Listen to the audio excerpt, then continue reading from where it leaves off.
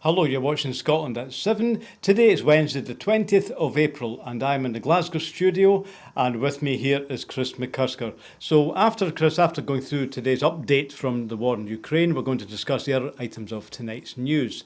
So today brings us to day 56 of Russia's invasion of Ukraine.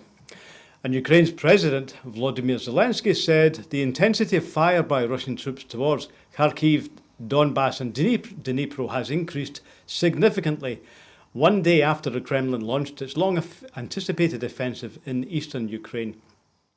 Russian officials said a total of 1,260 military targets were hit by rockets and artillery along the 300-mile front line in the Donbass and Kharkiv regions.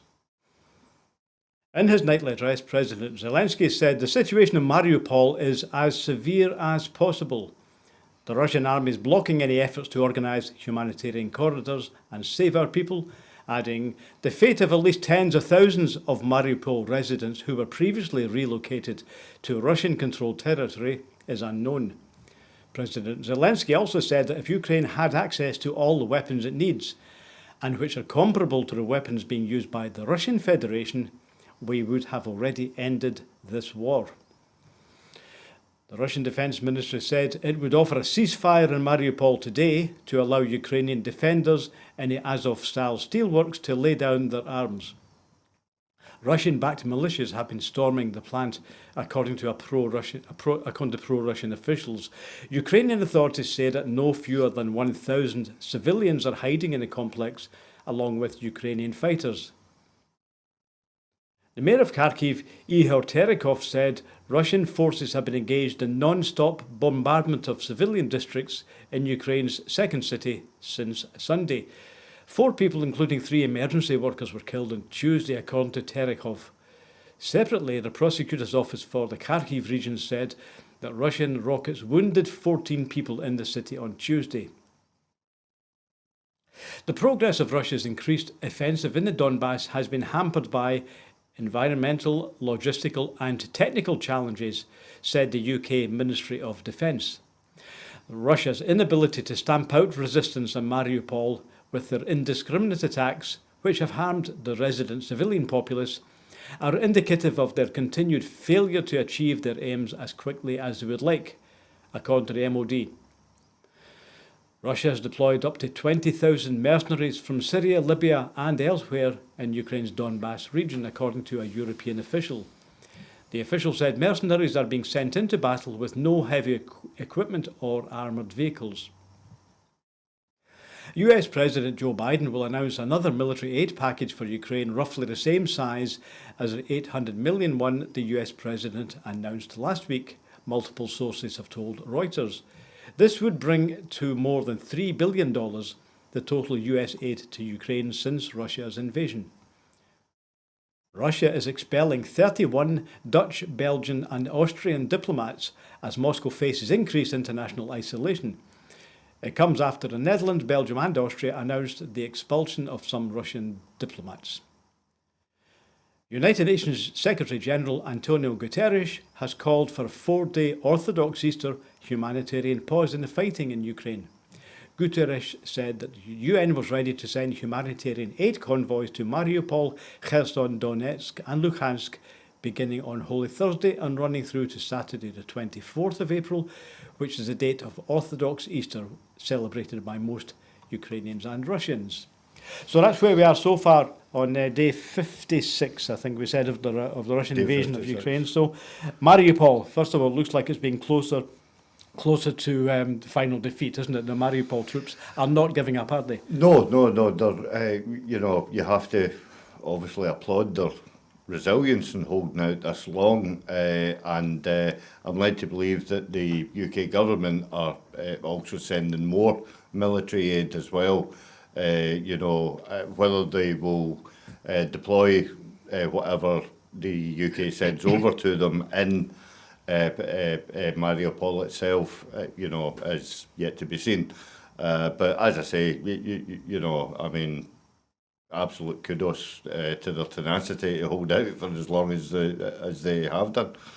But unfortunately, there are civilians, they seem to hold up in this huge steelworks But the civilians are the target, really. The Russians just seem to be using long-distance artillery, which is completely unguided, and maybe some precision missiles, but they don't seem to have very many of those. So, you civilians are in the firing line, aren't they? Well, yeah, and there was also a story earlier on. I think it was yesterday. They were talking about that they were trying to arrange more than 100 buses, in order to facilitate getting some of those civilians out in these so-called humanitarian corridors. But again, the Ukrainians are hesitant to do that because they have been targeted before. And we have learned in the 56 days of this that really Russia can't be held to a truthful word. Because there is so many indiscriminate attacks on civilians. Yes, I've reported several times on humanitarian routes that were promised, and then the day after it didn't happen. They had to stop the convoy because it was being shelled. That's happened many times. Before we move on, I should have introduced you properly, Chris, so welcome to the studio. I know we're usually online. So Chris is a trade unionist, activist, and among other things, Chris is involved in helping refugees in the city of Glasgow. So we'll hear more of that when we come to that story. So the first new piece of news we've heard today is that there's, let me see, it's about, excuse me, let me have a look at this one here. The G20, the meeting of the finance ministers from the top 20 economies, is happening in Washington this week. And a series of protests are going to be held at this financial summit in Washington to express displeasure at the Russian invasion of Ukraine. Member countries taking part are mainly from the Western Bloc, with countries such as China and Indonesia taking the opposing view.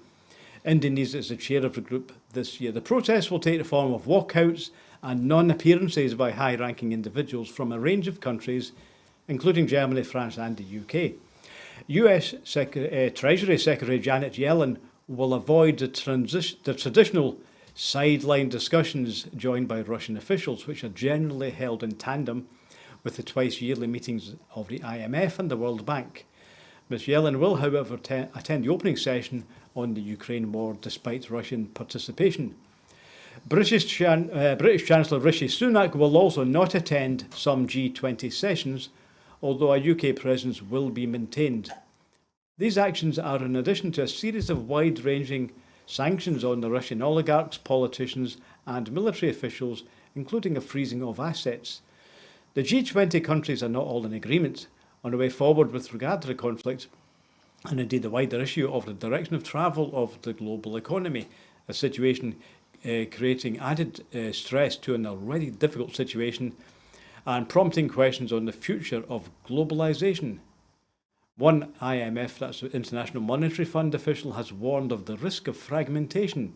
Chief economist Pierre-Olivier Gourinchas has gone on record saying that division among members from the different blocs and low trading levels within these groups are in danger of causing a disaster for the global economy. Already the fund has slashed its growth forecast by almost 1 full percentage point, citing the Russian war in Ukraine and warning of difficult times ahead. Do you think that's the most important point from this maybe pivotal G20 talk? Is globalisation coming to an end? That really means an increase in world trade and the generally relaxing of the pressures that we used to see, that you and me grew up with. Well, yeah, but you would like to think that it's not, could we possibly say globalisation en masse?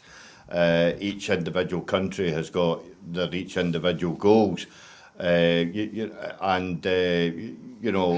we have to avoid in globalisation, from my point of view, is obviously over-the-top capitalism. Where the rich are the only ones that actually benefit from globalisation.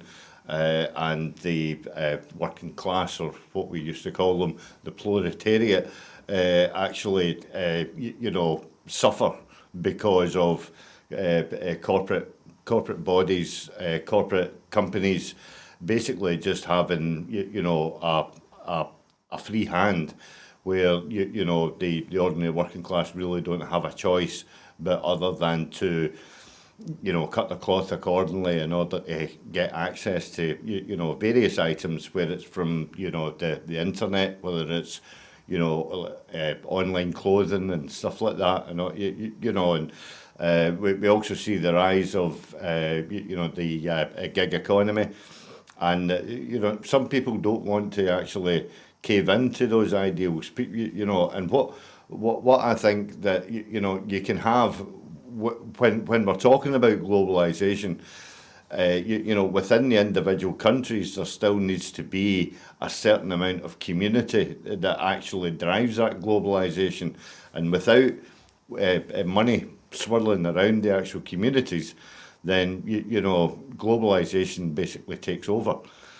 Yeah, the interesting thing to me about the debate on globalisation is that in the way the left and the right both have much to criticise. As you've said, global companies can move around and they can exploit workers. But that's also, there's a kickback against that. And so, as we'll see when we come to the French story tonight about the French presidential elections, the right in many parts of Europe also say we're against globalisation. So it's interesting that left and right are both critical, but maybe for different reasons. Well, yeah, I mean, my own conclivities on it are, that I just abhor capitalism, and it's every shape and every guise of capitalism, and I try to avoid it where possible. I try where possible not to engage with the likes of Amazon and stuff like that. But it's, because of globalisation, it's very hard sometimes to avoid these big companies, because you often find that if you're buying something on the internet, you're inadvertently you're supporting one of these companies. I know it's usually cheaper on Amazon, so it's hard to say no sometimes. So as I said, we will look at the French presidential elections in a few minutes. Next story we're going to look at tonight, Chris, is we've just heard today that the Scottish Government is helping to fund a new support centre for horticultural workers from Ukraine. A new workers' support centre will be set up to offer advice and practical help to the many Ukrainian workers in Scotland's horticultural industry. Ukrainian nationals represent 72% of those granted a UK seasonal work visa. Neil Gray, the Scottish Government Minister for Refugees, said Ukrainian workers play a key role in soft fruit and vegetable production in Scotland, but due to the invasion of Ukraine by Russia, they're facing a range of concerns about their work, their homes and their futures. The Scottish Centre will be run by Scottish charity Just Right Scotland, and Neil Gray announced that it will benefit from £41,000 from the Scottish Government. Just Right's project advisor Caroline Robinson said that the model followed that of other support centres around the world, giving advice and support in times of crisis. She says in countries from Canada to Germany, temporary migrant workers are offered a similar service. This support can help prevent workers ending up in situations of human trafficking, and it's an important step forward for Scotland. The centre will serve as a first contact for Ukrainian agricultural workers in Scotland and will be staffed with former horticultural workers who speak Ukrainian and Russian. Yeah, a lot of citizens in Scotland who, whether here on temporary visas or student visas, might find that it's just simply unsafe. It's not practical for them to go home. So we do have to say to this group as well, I know you work with refugees. These are not really refugees. They're people who are here, and we need to look after them. Yeah, of course. But, I mean, I would suggest that there are no other words to describe someone who makes the conscious decision to leave their homeland, in order to work somewhere else. And this narrative of economic migrant workers and, against legitimate refugees is something that we actually need to double down on. It's used fantastically well by, the likes of Priti Patel and, people of that ilk who want to denigrate and victimise, refugees, migrant workers, and asylum seekers alike. But Scotland has a chance to actually show that we've got work if they want it, and B, they will be rewarded, being in a safer environment, benefiting from the community, and and obviously having people there that actually speak their own language, which makes it a whole lot comfortable as well. Yeah, clearly, but yes, there is, as you say, work to be done. But of course, the Scottish Government doesn't have the power to allow people to actually support themselves, does it? Well, you see, this is another one where the Scottish Government are not in full control of employment law. So And visas. And visas along with immigration and whatnot, what have you. So we have to rely on the goodwill of the UK government, which it seems to be rather sketchy as to how elastic that goodwill is. And I think as long as it's coming from Westminster, I think we should be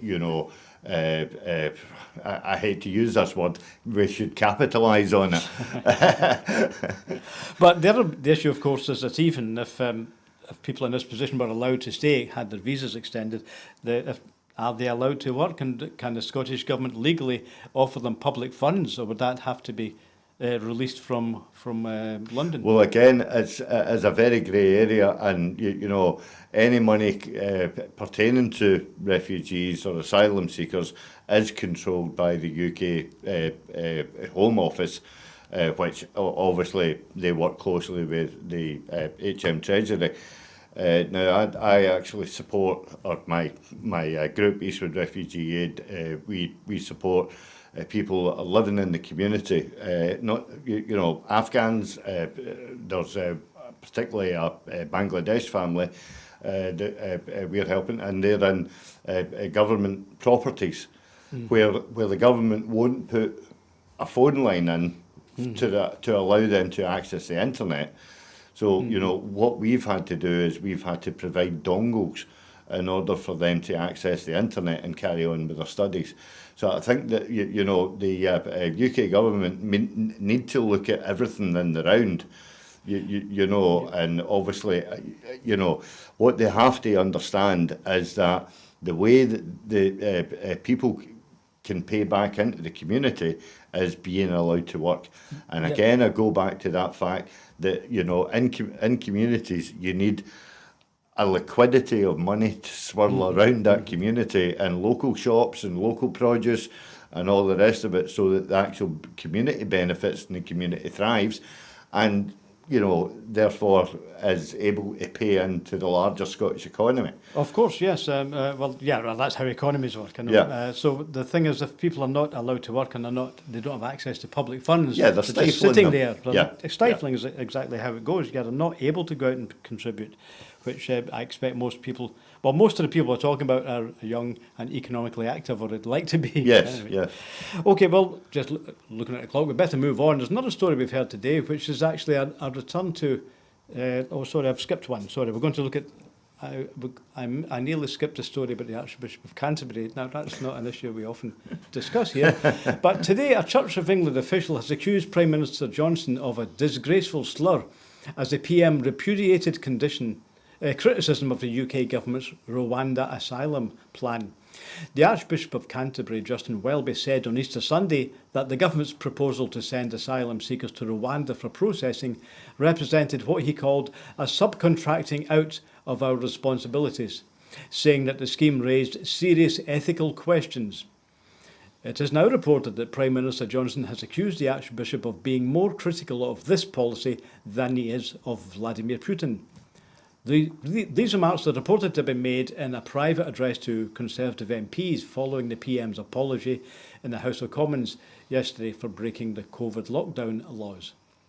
The Church of England pointed out that the Archbishop had spoken out against Russia's attack on Ukraine, calling it an act of great evil. A spokesman for the Church today said that the Archbishops of Canterbury and York had condemned Russia's invasion and that the Church had repeatedly spoken against it. The Rwandan asylum scheme has been widely criticised, with over 160 organisations speaking out against it. Former Prime Minister and Hostile Environment Home Secretary Theresa May also disagreed with the plan on the grounds of legality, practicality and efficacy. In Prime Minister's Questions Time today, the Prime Minister was asked by Keir Starmer if he would apologise for slandering the Archbishop. The PM replied that he was slightly taken aback by a negative comment on the Rwanda policy. Asked if he included the BBC in his complaints about the lack of balance in its reportage of Rwanda versus Ukraine, the Prime Minister said that he had the highest regard for what journalists do, and the idea that he'd attacked the BBC was completely without any foundation. So it's strange times we live in, Chris, isn't it, when the Archbishop of Canterbury is to the left of a sitting Conservative Prime Minister. Yeah. And, I think, I mean, what Boris Johnson is doing, to my mind, is that he's using these tactics in order to deflect away from his own misdemeanours and transgressions. So he doesn't want to talk about his fine anymore. He certainly doesn't want to talk about the possible upcoming fines that he may get. Then there's the Sue Gray report. We might both of us still be alive when that actually comes out. And then there is a mountain of other idiotic rumblings from not just Johnson, but also from Priti Patel as well, about the fact that if anybody speaks out against Rwanda, apparently they are, inciting hate speech and are being racist towards the country of Rwanda. We have to, rightly question Rwanda. We have to question this whole issue, this whole setup, because, to my mind, it is not workable. It's inconceivable to think that you would be spending £3,000 on one person in order to get to Rwanda on a one-way ticket, where they will be, for want of a better word, incarcerated for up to 5 years. And there's no sort of plan to say what happens to them after they get to Rwanda, and after that 5 years has been spent. And so, I mean, people have rightly got images in their mind, like Tenko and things like that, where everything's all made, cages made out of bamboo and stuff like that. It's an absolutely deplorably badly thought out tactic. And, offshore processing is the most horrendous word in order to describe your own immigration policy. Processing humans. That is like, we're talking then about, commodities, and that is wrong. We should never be talking about humans as commodities. And it's 4,000 miles away too. Yes, to be fair, there's not been many people who have supported it. As we've seen, there's a lot of people have said the plan is unworkable or are unethical. Well, I mean, it's, when you get the ex-Prime Minister standing up, who was in charge of the Home Office, when she stands up and says that it's, unworkable and unethical, then, moderate politicians might stand up and take notice. However, unfortunately, our Prime Minister is not a moderate politician.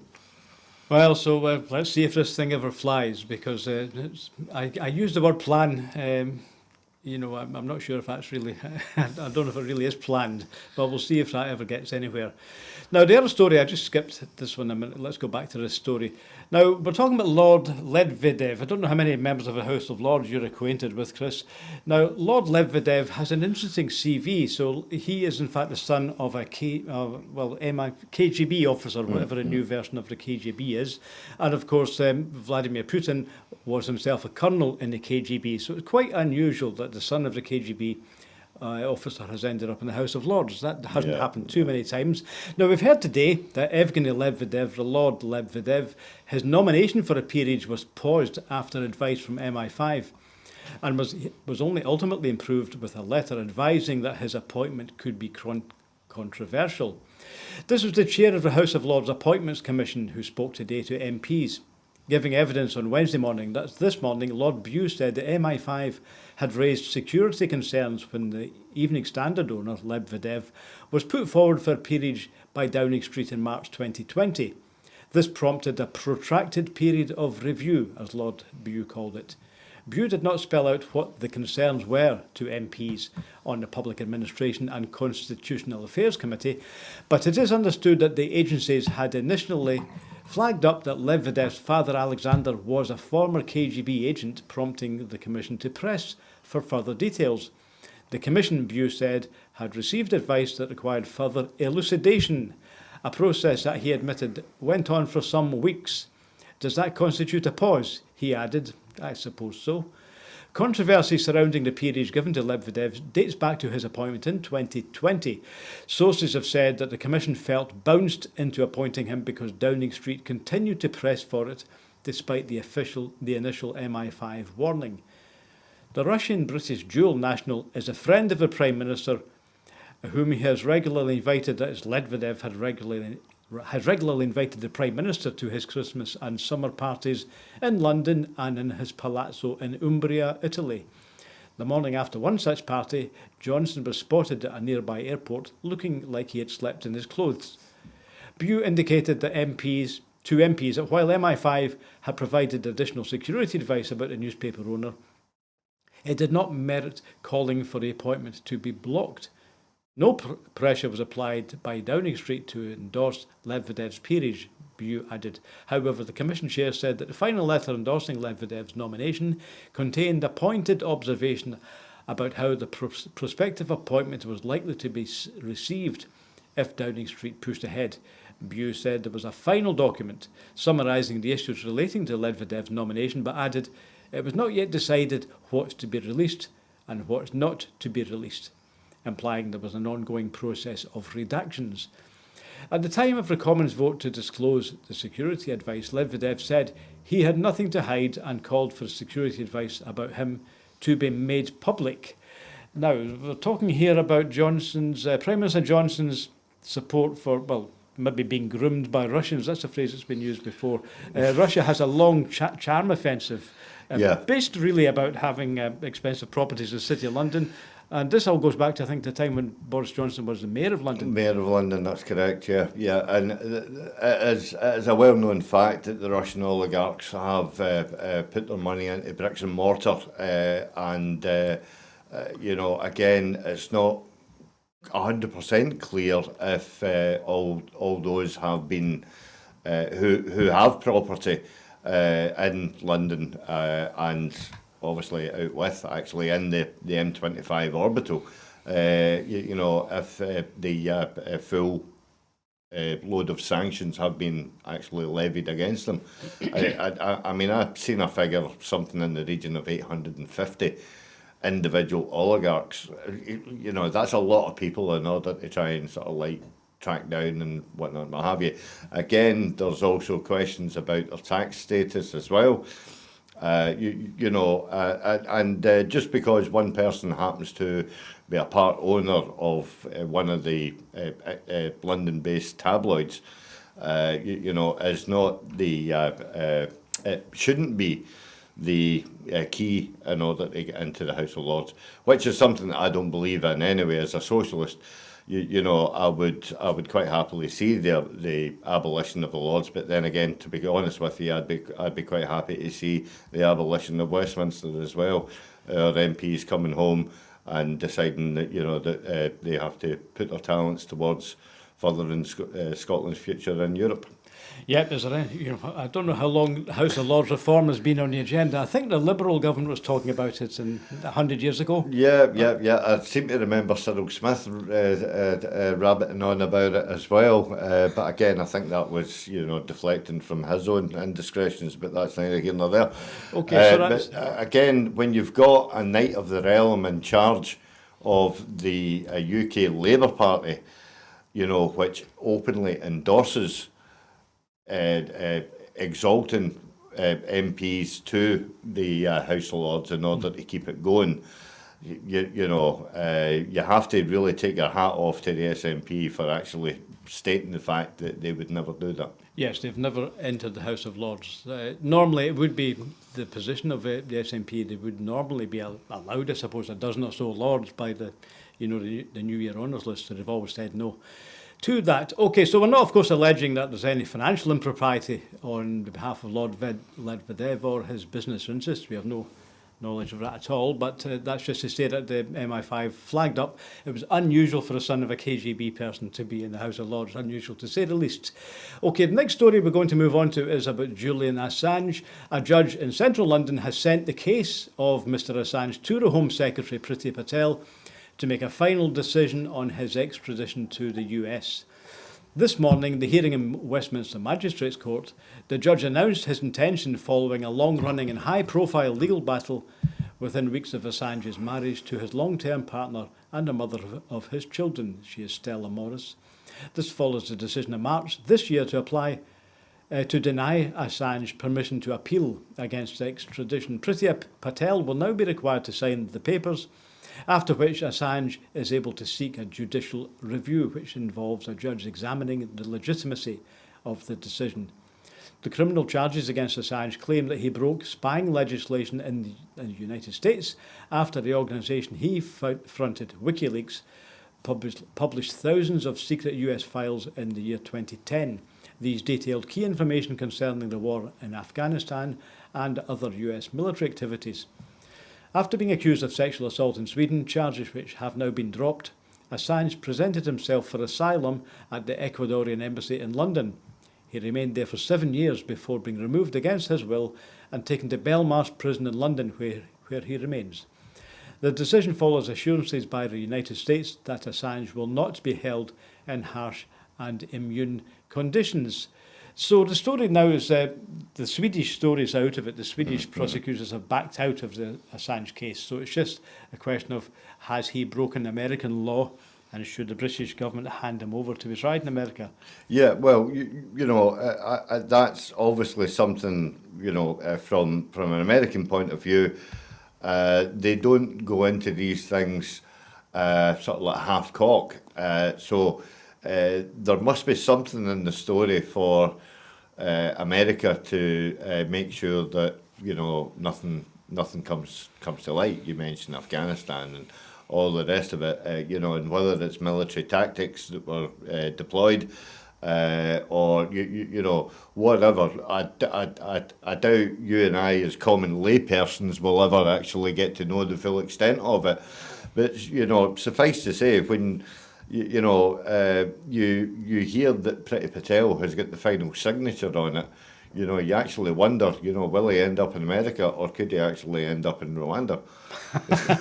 Well, I never thought of that, actually. Let's process. Maybe she'll say process him there. He could be the first. So we'll see if Priti Patel signs that one and if there's a review. So we'll report if there's any more on that, Chris. So the next story now, bringing it back home, the council elections, of course, are coming up. Now, today we've heard that the SNP have released their pledge to pensioners.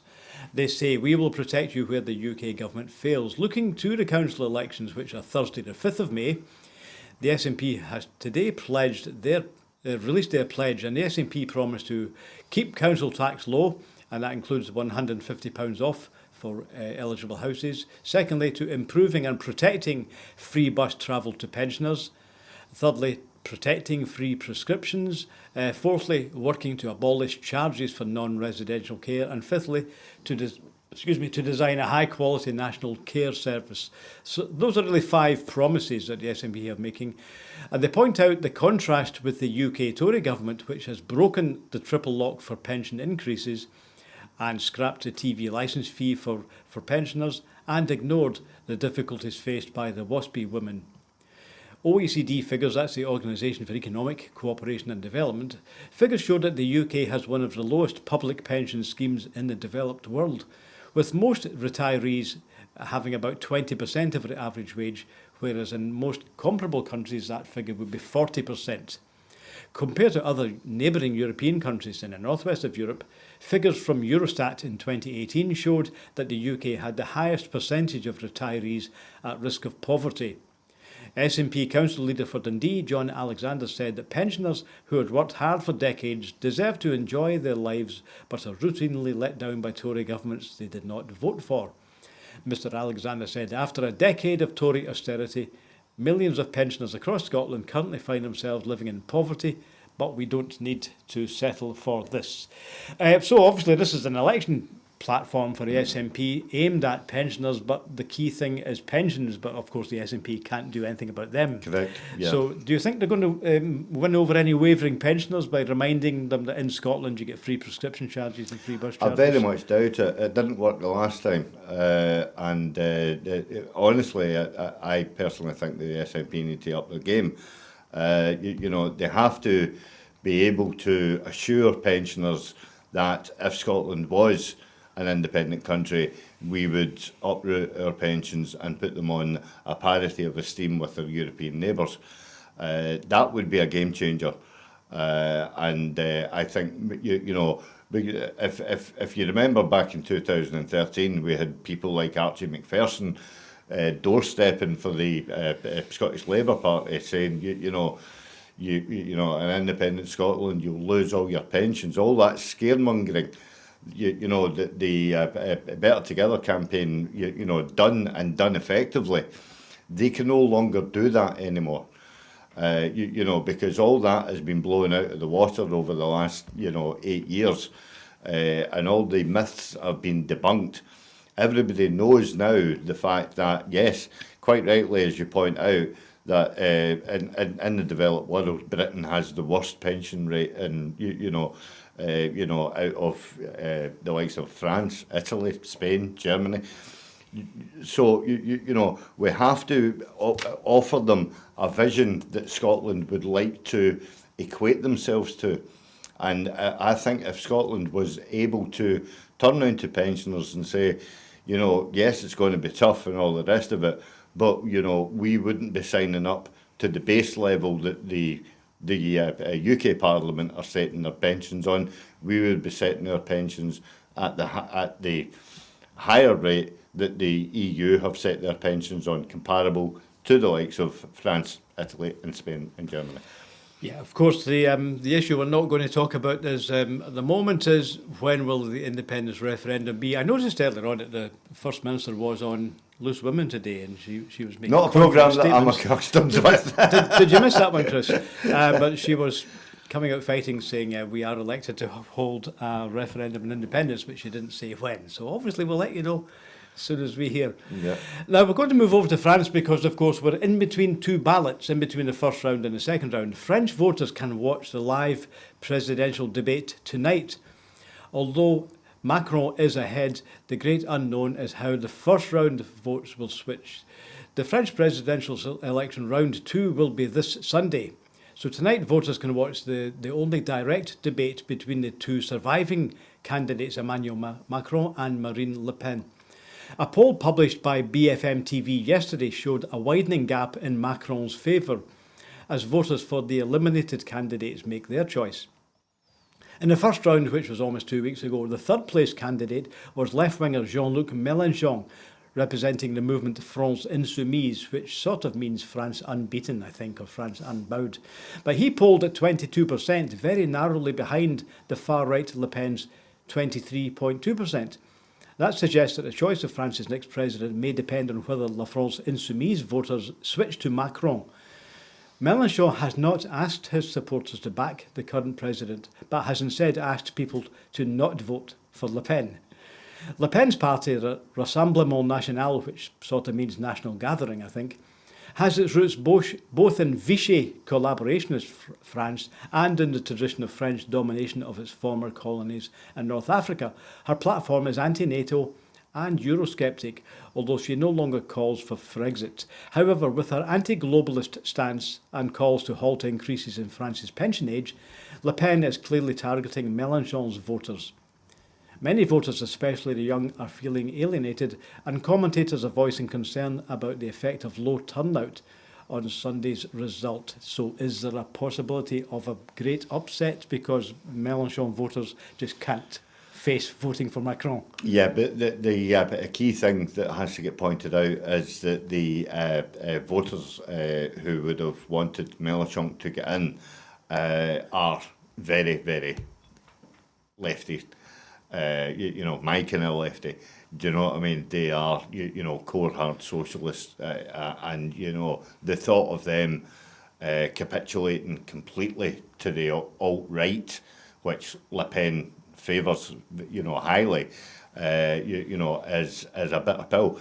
Then again, we have seen it before in the red wall constituencies of Britain, but I don't think the French are as, and I'm not saying that the voters in the red wall constituencies are stupid, but the French are more astute in their politics. And what you've got is Macron, who is kind of like centre right. Many French citizens would possibly rather sit on the centre and possibly dabble with the right than going completely tonto on Marine Le Pen's ticket, which is very much overtly, in some cases, overtly racist, and it is overtly against the EU in many circumstances. Although you've said she no longer calls for Brexit, she still vehemently abhors anything to do with the EU. She finds it to be, which I find rather bizarre coming from a right-wing commentator, as an elitist boys' club, as which has actually called it in the past. So I think people are starting to. I mean, the whole idea of the kind of like Vichy-run administration, which was enacted during 1939 right up to 1945 and stuff like that, where they did pander, well to the right. They were Nazi sympathisers and all the rest of it. They were quite, they weren't keen in order for Germany to invade, but they were willing to work with Germany, when they actually invaded France, and especially in Paris.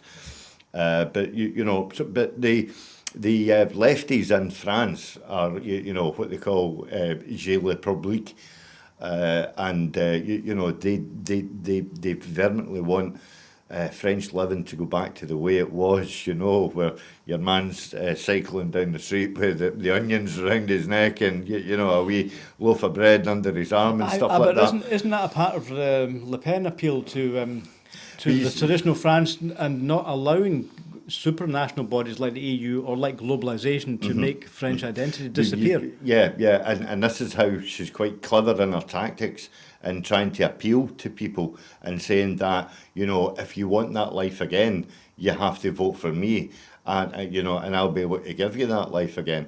But it's not strictly true. When again, as we discussed earlier on, when we're talking about globalisation, the days of your average French citizen with the black and white jumper on and the onions round his neck are long since gone. But people who have got who live out in the countryside, who actually produce quality fruit and veg and stuff like that and all the rest of it, they are more upwardly mobile. They no longer use their bikes. They've got big vans in order to get their stuff to market and stuff like that, in order to get the best price for their produce.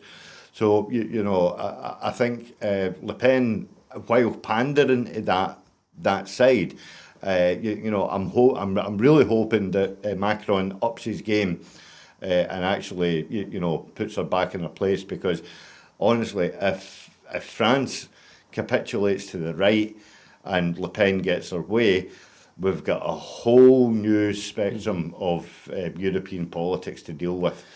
Well, the other interesting thing about Le Pen is, to get back to what we said about Boris Johnson and Medvedev, is the Macron supporters are putting out pictures of her shaking hands with Putin. She has and good. So that's the other thing. She has strong links and known links with Putin and the Kremlin.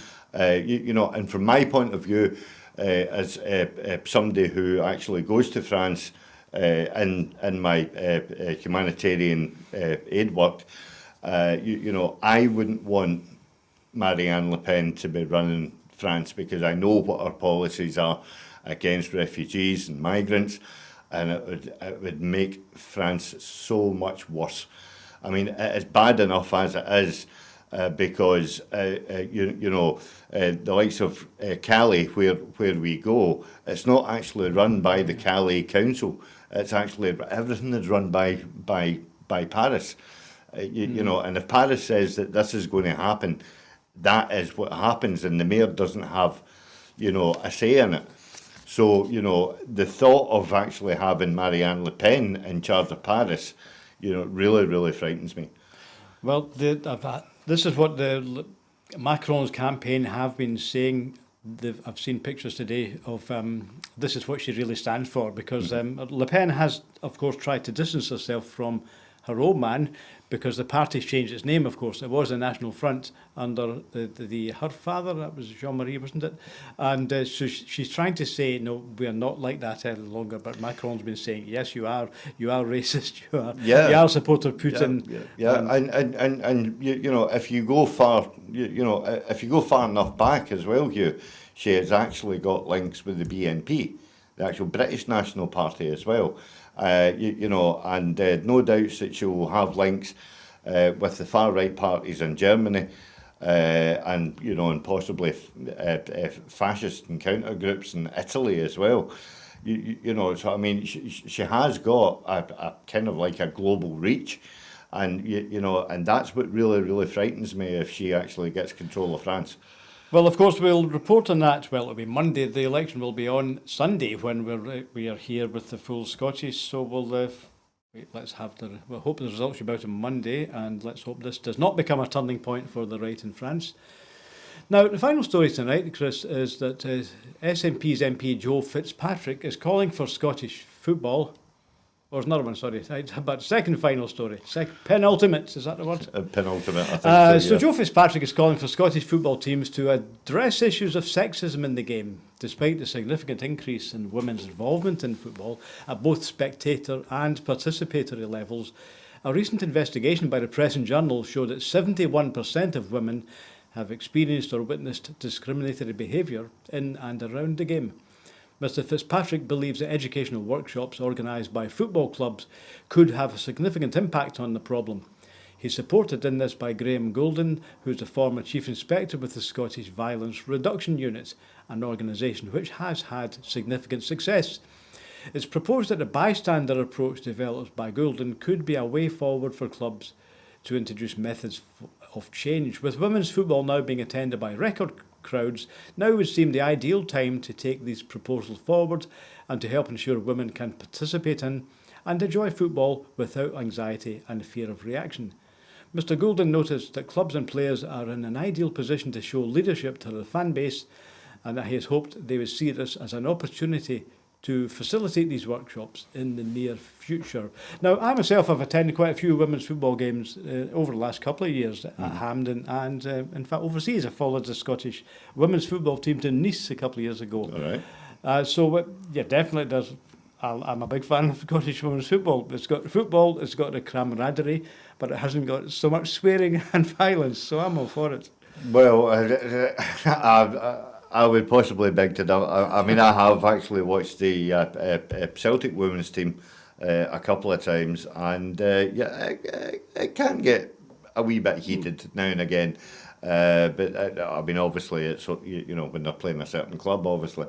I mean, the women's Glasgow City team, I think have done wonders in the last 10 years, in order to bring the game on and make it a very, very much a kind of a family day, a family affair, and and that's what football should be. Even in the men's game, it should be a family affair.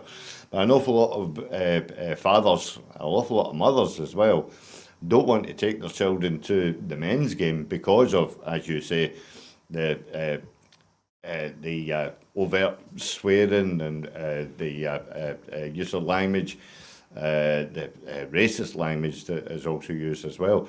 But this could actually, taking this approach, it could give, I think, women's football a better footing to create more fan base.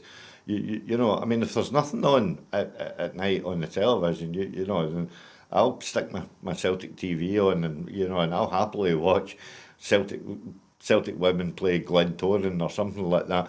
At the end of the day, they are just as good as men technically. Actually playing the game. So I think anything that can do to enhance the game has got to be welcomed. Yes, certainly I can agree with that. And of course, supporters of other clubs are very welcome to join us on Scotland at 7. So let's hear how these workshops get on, and let's hope there's no more of that. Well, a reduction in that figure of the majority of women in football experiencing discriminatory behaviour. Let's hope we're tackling that. Yes, I was about to skip the next story, but here it is. We've heard today, this just came in from the Scottish Government, that there's going to be a slashing of rail prices by 7... Sorry, I'll start that again, right? Rail prices are down by 50% in May. Now, it's off-peak. So the Transport Minister, Jenny Gilruth, has welcomed a cut-price deal for rail travel by the newly nationalised ScotRail that will help keep cash in people's pockets during the cost of living crisis. Between the 9th and the 31st of May, travellers can take an outwards journey for half price, with a return journey being valid up until the 30th of June. Rail users can book their tickets between the 9th and the 15th of May, inclusively on a dedicated website.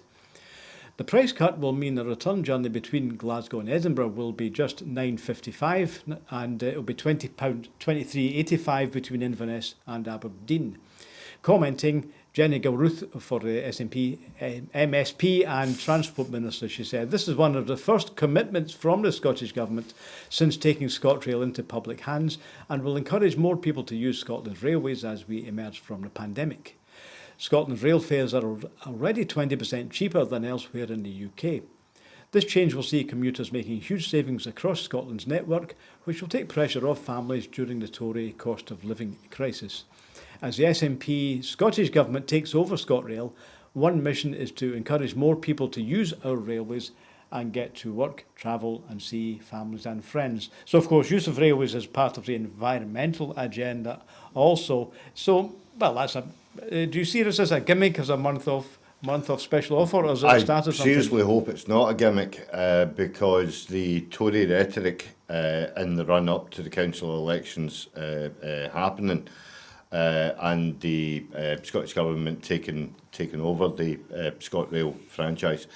Again, we have to reiterate the fact that we've only got the trains, we don't have the track, and we don't have the overhead lines or the infrastructure. That's still controlled by Network Rail, which is obviously an English company. So,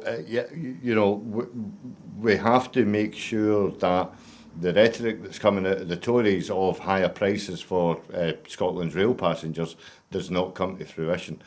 And I think this is a great initiative in order to get people back onto the trains, build people's confidence up as well after COVID. A lot of people don't want to be in, sort of like tightly packed compartments and whatnot, what have you.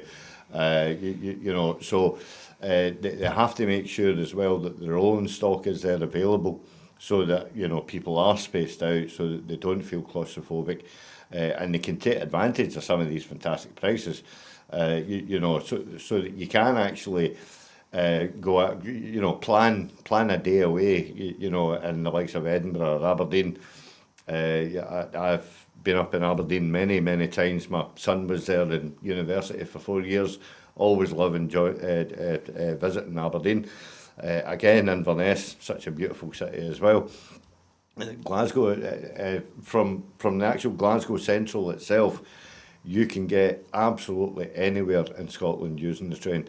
And it's again for everybody. It's there, for the use of the Scottish citizens and visiting citizens as well from other countries, England, Wales, and Northern Ireland.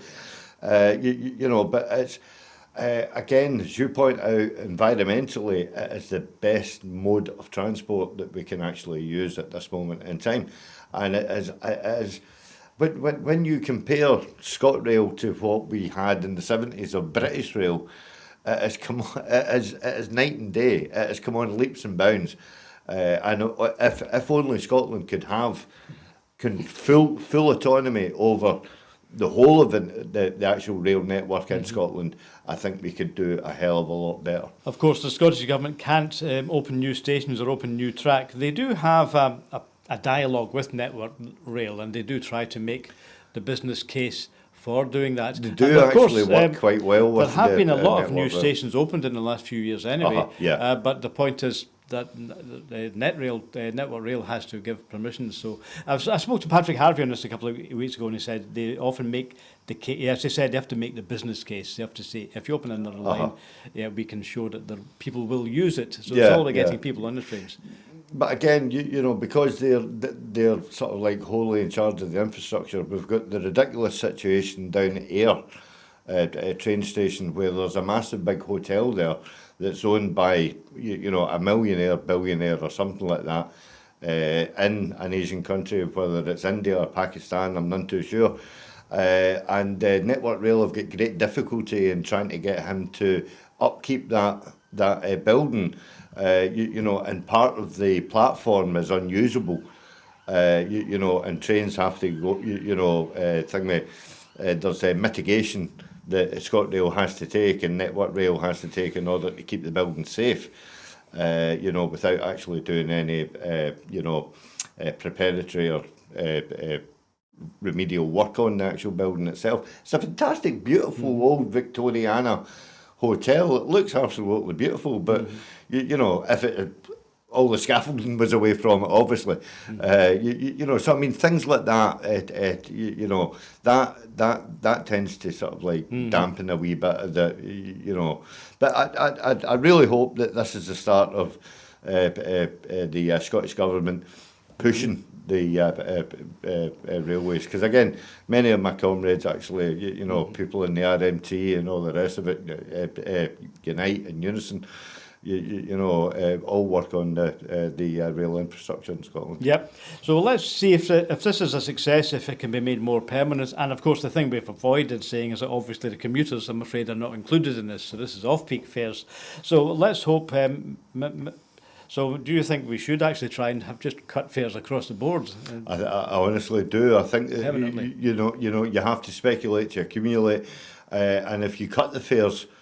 You know, there is an argument to say that if the fares are more affordable, more people will be able to use them, and therefore it will drive up passenger volume, and more journeys are being actually taken.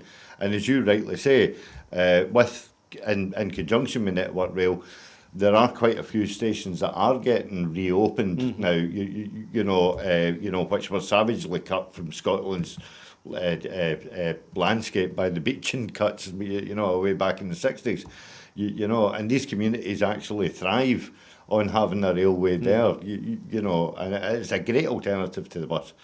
You know, although we have to point out the fact that the majority of buses in Scotland now are starting to get converted into being more greener and more environmental. Yeah, indeed, there's a lot of Glasgow's buses now are electric. But there is still the case to utilise Scotland's railways to the utmost, not just with passengers, but obviously with freight as well, in order to you know, try and reduce the amount of transport that's actually on the roads. Yep, so that's the cut in rail fares for off-peak in Scotland between the 9th and the 15th of May. So that, Chris, is our final story tonight. So the last thing I'm going to do is to thank everyone for watching, Chris and myself tonight, and also to remind you all that we don't have any public funding at all. And so if you look at the website there, that's where we ask our supporters to contribute. And if you can start a standing order or increase the standing order, then it'll help to keep us going. Now, if you do agree with Chris and myself that we need alternative broadcasting in Scotland, then I'm afraid we have to pay for it. It's as simple as that. If we don't put our money into the pocket and get the credit card out, I'm afraid we won't be here. So it's a lot cheaper than the BBC, which I stopped paying for a while ago. So there's a money-saving tip if you're wondering where likewise, Hugh, it's going to come from. I've done likewise, and I've always argued the point as to why people moan about, especially political activists, how they moan about the British media and yet you know don't actually back up a media outlet that is actually speaking from a truly Scottish perspective. Yeah, thanks. So if you want to give us a hand, we'll try and keep the programme going. Anyway, I will be back tomorrow. So thanks for watching tonight, and thank you to Chris McCusker Absolute for joining pleasure. me. Thank you. And I'll see you later. Good night.